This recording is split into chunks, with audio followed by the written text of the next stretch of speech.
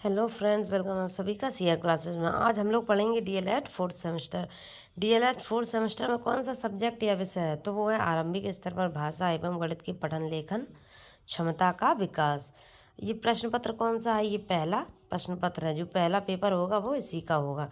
Paper जो question है कैसे हैं वो है अति लघुत्तरीय प्रश्न। यहाँ से देखते हैं पहला क्वेश्चन कि श्रुतलेख तथा सुलेख में अंतर स्पष्ट कीजिए। सूत्रलेख तथा सुलेख में अंतर स्पष्ट कीजिए। तो हम देखते हैं कि सूत्रलेख क्या है। सूत्रलेख वह कौशल है, सूत्रलेख वह कौशल है जिसमें किसी सामग्री को सुनकर उसका लेखन कार्य किया जाता है। किसी सामग्री को सुनकर उसे लिखें तो हो गया श्रुतलेख। किसी भी चीज़ को सुनकर लिखें तो हो जाएगा श्रुतलेख। अब बात करेंगे सुलेख की। सुलेख के माध्यम से अपनी लिखावट को सुंदर बनाया जाता है ताकि पढ़ने वाला उसे न केवल सरलता से पढ़े बल्कि उसी रुचि से भी पढ़े। सुंदर लिखावट देखकर हर कोई उसे पढ़ने के लिए आकर्षित होता है। अब देखेंगे नेक्स्ट क्वेश्चन कि अमरूद 4 बच्चों में बांटे गए हैं, प्रत्येक बच्चे को कितने अमरूद मिलेंगे?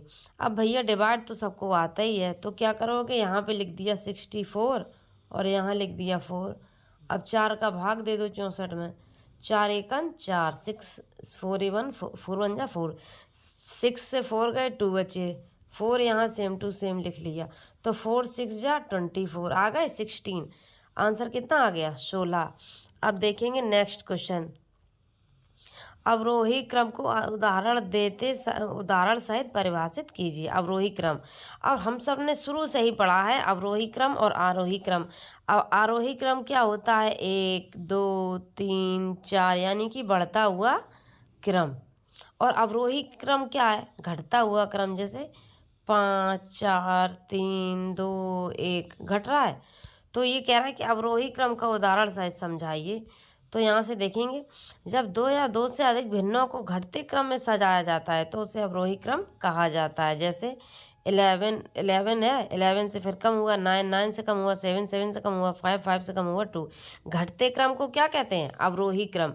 तो जब 2 या 2 से अधिक भिन्नों को घटते क्रम में सजाया जाता है तो उसे अवरोही क्रम कहा जाता है। नेक्स्ट क्वेश्चन यहाँ से देखिए, विस्मयादिबोधक चिन्हों का प्रयोग कब किया जाता है? और एक खासियत और है, विस्मयादिबोधक चिन्हों में क्या बना होगा? उल्टी आई। अब यहाँ से देखते हैं कि जब विस्मयादिबोधक चिन्हों का प्रयोग कब किया जाता है? तो जब किसी चीज़ को देख के हम आश्चर्य में आ जाएं, अगर हमें हर्ष हो, शोक हो, उत्साह हो आदि भावों को व्यक्त किया जाता है तब विस्मयादिबोधक चिन्ह का प्रयोग किया जाता है।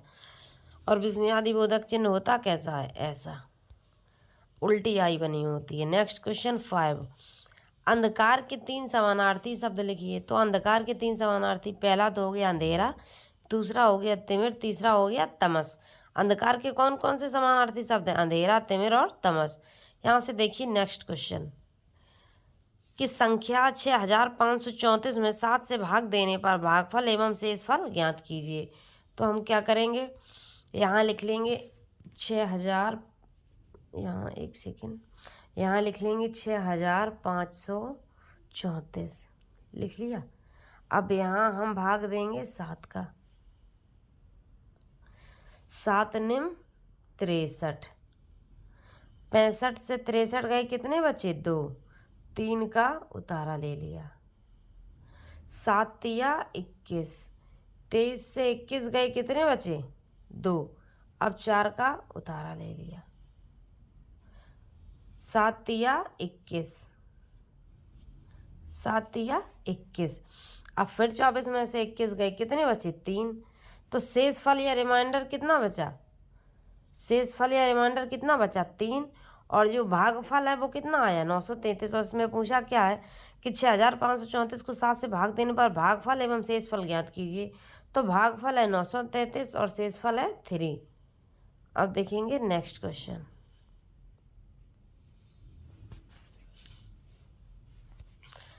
यहाँ पे कितने? 65,342 एवं 28,443 का योग कीजिए। तो कर दो योग। योग क्या है? ऐड करना है, कर दो। 65,342 लिख लो, 28,443 लिख लो। 2 3 5, 4 4 8, 4 3 7, 8 5 13 की 3, यहाँ से लगी 1, 6 2 8 और 1 9। आंसर कितना हो गया?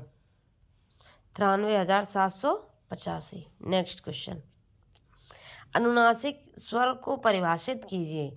तो यहाँ से देखते हैं आंसर।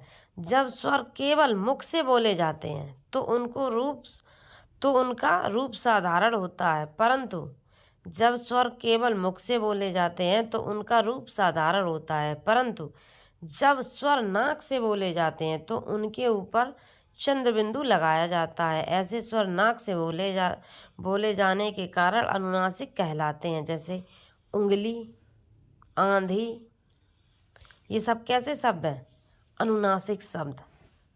नेक्स्ट क्वेश्चन, सर्वनाम के कितने भेद होते हैं? तो यहाँ से देखिए सर्वनाम के भेद। देखो, एक तो पुरुषवाचक सर्वनाम। कौन कौन से भेद होते हैं? पुरुषवाचक सर्वनाम, निश्चयवाचक सर्वनाम, अनिश्चयवाचक सर्वनाम, प्रश्नवाचक सर्वनाम, संबंधवाचक सर्वनाम, निजवाचक सर्वनाम। कितने भेद हो गए? देखो 1, यहाँ से देखते हैं 1 2 3 4 5 6। सर्वनाम के कितने भेद होते हैं? 6। कौन कौन से?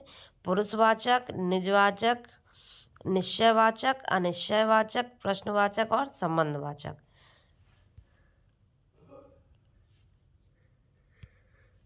यहाँ से देखते हैं क्वेश्चन कि प्राकृतिक संख्या किसे कहते हैं। अब भैया प्राकृतिक संख्या कैसी संख्या? हम लोगों को सबसे पहले क्या पढ़ाया गया था? जब हम लोग मैथ में पढ़ा था सबसे पहले क्या पढ़ाया गया था? गिनती। तो गिनती को ही तो प्राकृतिक संख्या कहते हैं, नेचुरल नंबर इंग्लिश में कहते हैं इसे, नेचुरल नंबर। प्राकृतिक संख्या किसे कहते हैं? गिनती को, जैसे 1 2 3 4 5 6 डॉट डॉट डॉट डॉट बढ़ती चली जाए। यहाँ से देखिए अब थोड़ा किताबी भाषा में कि गणित में 1 2 3 डॉट डॉट डॉट आदि संख्याओं को प्राकृतिक संख्या कहते हैं। ये संख्याएं वस्तुओं को गिनने अथवा क्रम में रखने के लिए प्रयुक्त होती हैं। अगर कहें प्राकृतिक संख्या तो 1 2 3 4 5 6, और इंग्लिश में कहेंगे इसे नेचुरल नंबर। अगर कहें पूर्ण संख्या तो 0, इस गिनती के आगे बस 0 लगा देंगे, 0,1 2 3 डॉट डॉट डॉट, तो वो क्या हो गई? पूर्ण संख्या। अगर कहें इवन नंबर तो 2 4 6 8, 2 4 6 8, ये सब क्या हैं? Even number. अगर कहें ऑड नंबर 1 3 5 7 9 और 11। अब देखेंगे नेक्स्ट क्वेश्चन, हिंदी भाषा सीखने के प्रमुख अंग कौन कौन से हैं? तो हिंदी भाषा सीखने के प्रमुख अंग देखिए, एक तो सुनना, बोलना, पढ़ना, लिखना, ध्वनि, वर्ण, वाक्य, अर्थ आदि। हिंदी भाषा सीखने के प्रमुख अंग कौन कौन से हैं? पहले तो सुनना सीखें, बोलना, पढ़ना, लिखना, ध्वनि, वर्ण, वाक्य, अर्थ आदि। मौन वाचन किसे कहते हैं? नेक्स्ट क्वेश्चन, मौन वाचन किसे कहते हैं? जिस वाक्य को ओंठ हिलाए बिना चुपचाप किया जाता है, जैसे हम लोग कहते हैं चुपचाप पढ़ो चलो, वो क्या होता है? मौन वाचन। जिस वाक्य को में उसे बोलने में ओंठ नहीं हिलते हैं, बिना ओंठ हिलाए चुपचाप किया जाता है, उसे मौन वाचन कहते हैं। इसमें कक्षा का वातावरण शांतिमय होता है, इसमें बालक ज़्यादा सीखता है। अब देखेंगे नेक्स्ट क्वेश्चन, मौन वाचन किसे कहते हैं? गद्य या पद्य आदि उपयोगी है। तो यहाँ से देखिए मौन वाचन, गद्य के लिए मौन वाचन। मौन वाचन किससे संबंधित है? अगर हम गद्य पढ़ेंगे तो मौन वाचन पढ़ेंगे, अगर हम पद्य पढ़ेंगे, और अगर पद्य पढ़ा तो सस्वर वाचन। गद्य को मौन वाचन में पढ़ा जाता है और पद्य को सस्वर वाचन में। पद पढ़ाते वक्त मौन वाचन का प्रयोग क्यों नहीं होता? अब ये देखो हो गया है कि पद जब पढ़ाएंगे तो मौन वाचन नहीं होता है, जबकि मौन वाचन कहाँ होता है? गद्य के लिए। पद पढ़ाते वक्त मौन वाचन का प्रयोग नहीं होता है क्योंकि पद का उद्देश्य रसानुभूति कराना होता है, क्योंकि पद का उद्देश्य रसानुभूति कराना होता है। मौन वाचन का उद्देश्य बताइए। ये जो मौन वाचन किया जाता है इसके उद्देश्य क्या है? वाचन गति का विकास करना, पठित सामग्री का अर्थ ग्रहण करना, वाचन का अभ्यास, शब्द का लक्षणार्थ जान लेना, पढ़ी हुई सामग्री का सही उत्तर दे देना। नेक्स्ट क्वेश्चन, मौन वाचन कितने प्रकार का होता है? तो मौन वाचन 2 प्रकार का होता है, एक तो गहन वाचन और दूसरा द्रुत वाचन। मौन वाचन कितने प्रकार का होता है? 2 प्रकार का, एक तो गहन वाचन, दूसरा द्रुत वाचन। नेक्स्ट क्वेश्चन, भाषाई कौशल अथवा भाषाई कौशल के प्रकार लिखिए। अब यहाँ से देखिए ये क्या है? सुबोपली। मेन ट्रिक ये है सुबोपली। सा से सुनना, सा से सुनना, बा से बोलना, पा से पढ़ना, ली से लिखना। सुबोपली अर्थात सुनना, बोलना, पढ़ना और लिखना। भाषाई कौशल के प्रकार कितने हैं? यहाँ से देखिए सुबोपरी अर्थात सुनना, बोलना, पढ़ना और लिखना। अब देखते हैं नेक्स्ट क्वेश्चन, सुलेख का महत्व लिखिए। तो यहाँ से देखिए सुलेख, डॉक्टरी पर्चे में सुलेख के संदर्भ में यही कहना सही लगता है कि सुलेख हमारे आंतरिक विचारों के प्रतिबिंब होते हैं। सुलेख क्या है? सुलेख हमारे आंतरिक विचारों का प्रतिबिंब होती है। यदि हम अंदर से सशक्त होंगे तो हमारे विचारों में उसका सौंदर्य झलकेगा। वहीं सौंदर्य कलम से कागज पर सुलेख के रूप में उतरेगा, जिससे हमारे व्यक्तित्व की पहचान होती है। सुलेख से क्या होता है? हमारे व्यक्तित्व की पहचान होती है। शुद्ध उच्चारण अभ्यास की विधियां बताइए। यहाँ से देखिए शुद्ध उच्चारण अभ्यास की विधियां बताइए। विद्यालय में कोई भी विषय पढ़ाया जाए तो शुद्ध उच्चारण की ओर अवश्य ध्यान दिया जाए। शुद्ध उच्चारण अभ्यास की विधियां बताइए। पहली विधि कि विद्यालय में कोई भी विषय पढ़ाया जाए तो शुद्ध उच्चारण की ओर अवश्य ध्यान दिया जाए। दूसरी विधि उच्चारण की प्रतियोगिताएं कराई जाएं। तीसरी विधि भाषण एवं संवाद प्रतियोगिता आयोजित की जाए। नीचे यहाँ देखिए फोर्थ कि बालक जिस शब्द का उच्चारण ठीक से नहीं कर पाता है उसके शुद्ध स्वरूप को बार बार अभ्यास कराना चाहिए। अब देखेंगे नेक्स्ट क्वेश्चन 20 कि अपने से छोटों के लिए स्नेहपूर्ण शब्द लिखिए। जो हमसे छोटे होते हैं उनके लिए स्नेहपूर्ण शब्द हम कैसे लिखेंगे? उन्हें क्या बुलाएंगे? उन्हें बुलाएंगे प्रिय, हितैषी, अनुज और शुभचिंतक। अपने से छोटों के लिए स्नेहपूर्ण शब्द क्या है? प्रिय, हितैषी, अनुज और शुभचिंतक। अव्यय को सउदाहरण स्पष्ट कीजिए। यहाँ से देखिए अव्यय वह शब्द है जिससे लिंग, वचन, कारक के आधार पर मूल शब्द में कोई परिवर्तन नहीं होता है, अर्थात शब्द अपरिवर्तित रहता है। जैसे आज, आज का कभी आजे हुआ है, कल का कभी कले हुआ है, नहीं हुआ है। जैसे दिन का दिनों हो जाएगा, आज का कल।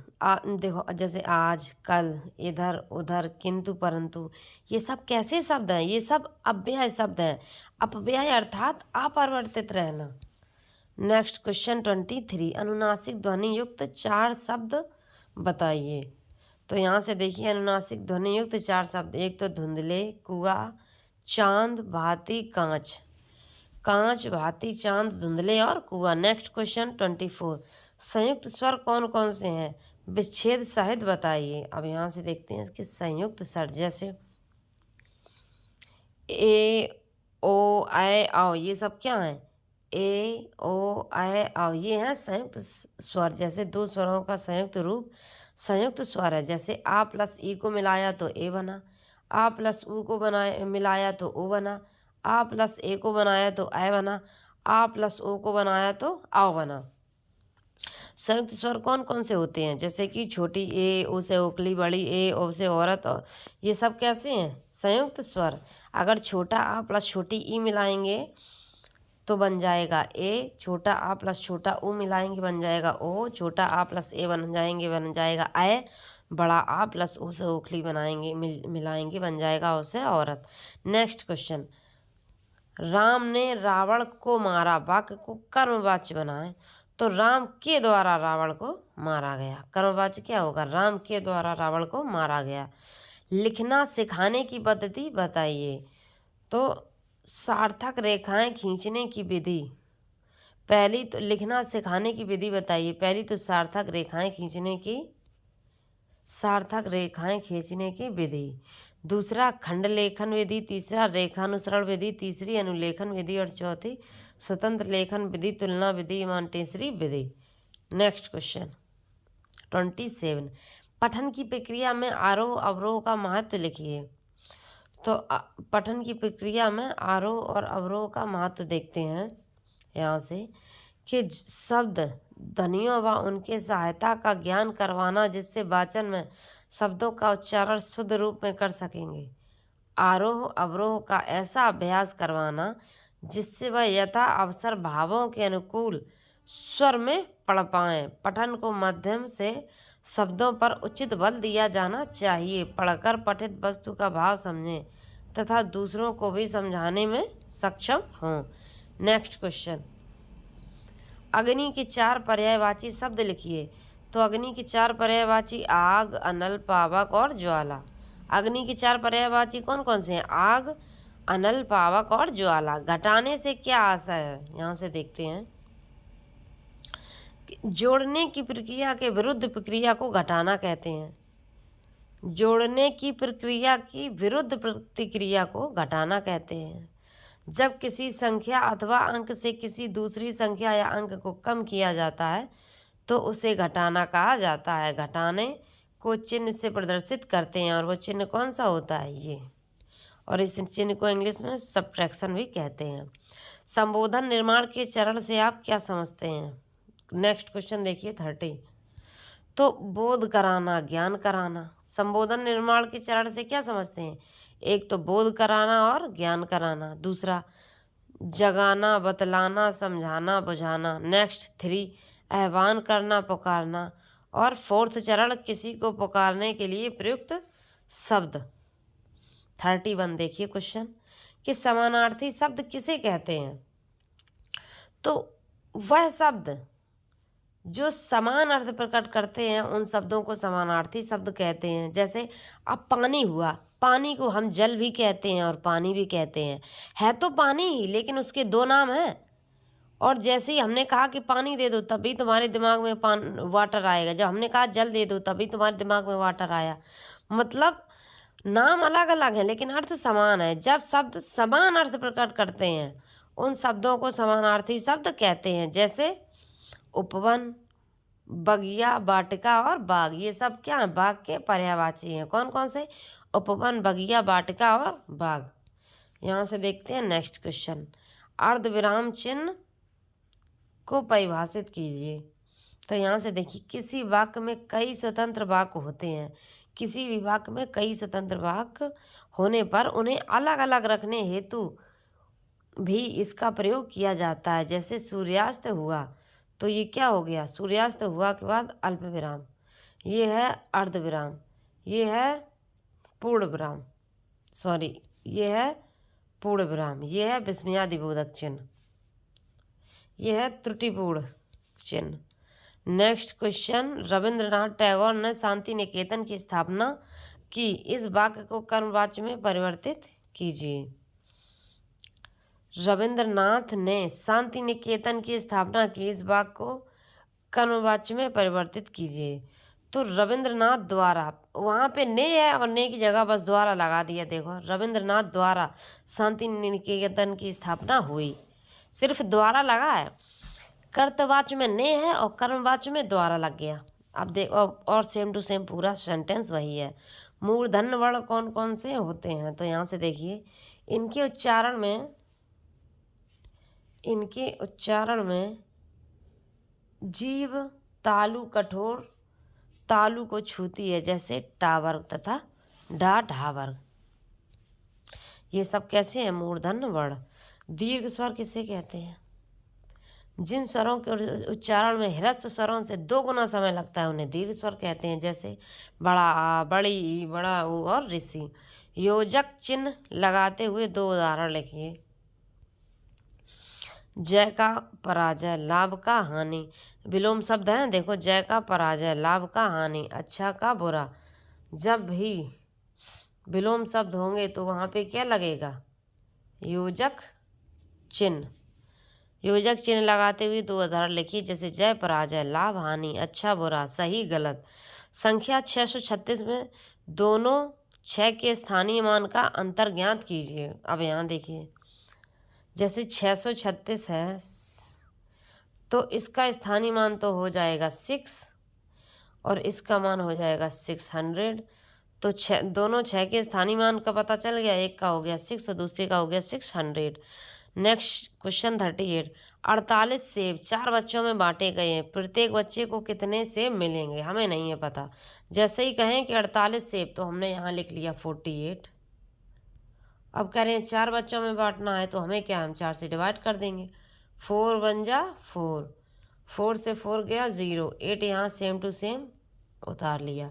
4 2 जा 8, 8 से 8 गया 0, 8 से 8 गया 0, रिमाइंडर कितना बचा 0। अगर रिमाइंडर बचा है 0, और यहाँ पे देखिए ये भागफल, भागफल कितना है 12। तो क्या पूछ रहा है, बच्चे कितने सेब मिलेंगे? तो 12 सेब मिलेंगे। Next question 39। निम्नलिखित को आरोही क्रम में लिखिए। अब देखो आरोही क्रम क्या होता है, बढ़ते क्रम में। अब देखो सबसे छोटा क्या है 3, फिर उससे बड़ा 5, फिर उससे बड़ा 6, फिर उससे बड़ा 7, फिर उससे बड़ा 8, फिर उससे बड़ा 9। अगर कहें आरोही क्रम तो बढ़ते हुए क्रम में, अगर कहें अवरोही क्रम तो घटते हुए क्रम में, अगर कहें आरोही क्रम तो बढ़ते हुए क्रम में, अगर कहें अवरोही क्रम तो घटते हुए क्रम में। ठीक। Next question 14 and last question. स्वर किसे कहते हैं? तो यहाँ से देखिए कि वे वर्ण जिनके उच्चारण के लिए किसी दूसरे वर्ण की सहायता की आवश्यकता नहीं होती है, उसे स्वर कहते हैं। Thanks for watching. एक सेकंड रुकना, अभी एक क्वेश्चन और दिख रहा है मुझे 41, और अभी तो और है क्वेश्चन। एक सेकंड रुक जाइए भाई, मुझे लगा कितनी है PDF, सॉरी। अब यहाँ से देखते हैं कि व्यंजन वर्णों को लिखिए। तो व्यंजन वर्ण देखते हैं कौन कौन से होते हैं। ठीक है, व्यंजन वर्ण ये देखिए महत्वपूर्ण है। कौन कौन से हैं व्यंजन वर्ण? ये देखिए, ये पूरी टेबल देखिए, का चट तप। यहाँ से देखिए का वर्ग, का वर्ग में कौन कौन से अक्षर आते हैं? का, खा, गा, घा और इंग्या। अब देखते हैं चा वर्ग। चा वर्ग में चा, छा, जा, झा, चूड़ियाँ। अब टा वर्ग टा, ठा, डा, ढा, अड़ा। ता वर्ग ता, था, दा, धा, ना। पा वर्ग पा, फा, बा, भा, मा। अंतस्थ व्यंजन कौन कौन से होते हैं? या, रा, ला, बा। ऊष्म व्यंजन सा, सा, हा, और द्विगुण व्यंजन डा और ढा। अब देखो जो का है इसे कहते हैं कंठ, कहते हैं कंठ व्यंजन, और जो चा है उसे कहते हैं तालु व्यंजन, और जो टा है इसे बोलते हैं मूर्धा, जो ता है इसे बोलते हैं दंत, जो पा है कंठ, तालु, मूर्धा, दंत, ओष्ठ। पा को क्या बोलते हैं? ओष्ठ। जो पा वर्ग है उसे क्या बोलते हैं? ओष्ठ व्यंजन। पाता का गए कंठ, का से कंठ, का से चालू होगा कंठ, तालु, मूर्धा, दंत, ओष्ठ। हो गए कितने हैं? कंठ, तालु, मूर्धा, दंत, ओष्ठ। और अंतस्थ व्यंजन कौन कौन से हैं? यारा, लाभा। ऊष्म व्यंजन सासा, हा। द्विगुण व्यंजन डा और ढा। ये मोस्ट इंपॉर्टेंट टेबल है कि व्यंजन वर्णों को लिखिए। जब ऐसे आ जाए व्यंजन वर्णों को लिखिए, तो व्यंजन वर्ण का वर्ग, चा वर्ग, टा वर्ग, ता वर्ग, पा वर्ग, और अंतस्थ व्यंजन, ऊष्म व्यंजन और द्विगुण व्यंजन। नेक्स्ट क्वेश्चन यहाँ से देखिए 42। निषेधात्मक या निषेध सूचक वाक्य किसे कहते हैं? यहाँ से देखिए कि जिन वाक्यों में क्रिया के निषेध का ज्ञान होता है या निषेध की सूचना होती है, उसे निषेधात्मक या निषेधात्मक सूचक वाक्य कहते हैं। नेक्स्ट क्वेश्चन देखिए 43। यहाँ से देखते हैं कि ज्ञान अर्जन और ज्ञान वृद्धि के प्रमुख स्रोत कौन कौन से हैं? तो एक तो प्रत्यक्ष निरीक्षण तथा स्वानुभव, विचार विनिमय एवं दूसरों से शिक्षा ग्रहण करना, और स्वाध्याय तथा पठनाभ्यास। नेक्स्ट क्वेश्चन देखिए, पठन शिक्षण की ध्वनि साम्य विधियाँ लिखिए। तो पठन शिक्षण की ध्वनि साम्य विधि वह होती है जिसमें ध्वनि में साम्यता रहती है, जैसे का, खा, गा, घा, इंग्या आदि। Next question 45। पर्यायवाची शब्द किसे कहते हैं? तो पर्यायवाची शब्द उन शब्दों को कहते हैं जो समान अर्थ प्रकट करें। पर्यायवाची शब्द या समानार्थी शब्द एक ही बात हुई। पर्यायवाची शब्द किसे कहते हैं? पर्यायवाची शब्द उन शब्दों को कहते हैं जो समान अर्थ प्रकट करते हैं तथा एक दूसरे के स्थान पर प्रयोग में लाए जाते हैं। जैसे रात को रात्रि भी कहते हैं, रात, रात्रि, रजनी, ये सब क्या है? समानार्थी या पर्यायवाची शब्द। नेक्स्ट क्वेश्चन देखिए 15। 15 अमरूदों को प्रत्येक बच्चों के 3-3 अमरूद दिए गए हैं, तो कितने बच्चों को अमरूद मिले? तो 5 बच्चों को अमरूद मिले। हम लोग क्या करेंगे कि 15 में 3 का डिवाइड कर देंगे, 3×5 15। तो प्रत्येक बच्चे को कितने कितने अमरूद मिले? 5×5। Next question 47। विराम चिन्हों से संबंधित समस्या के प्रमुख कारण लिखिए। तो विराम चिन्हों को किसने दिया था? तो विराम चिन्हों को दिया था कामता प्रसाद ने। विराम चिन्हों से संबंधित समस्या के प्रमुख कारण, एक तो अशिक्षा, अज्ञानता, विराम चिन्हों की आज जानकारी ना होना, लापरवाही और उच्चारण दोष। नेक्स्ट क्वेश्चन देखिए 48। कि संख्या 32,541 एवं 6,170 की तुलना कीजिए। तो क्या करेंगे? 32,541 में अंकों की संख्या 5 है और 61,070 में अंकों की संख्या 4 है। अब यहाँ से देखते हैं, ये जो 32,541 है बड़ी संख्या है और 6,170 छोटी संख्या है। Thanks for watching. अगर आपको मेरी क्लास अच्छी लगी हो तो प्लीज़ लाइक करें, सब्सक्राइब करें। हम आपके लिए ऐसी एजुकेशन वीडियो लाते रहेंगे। Thanks for watching everyone.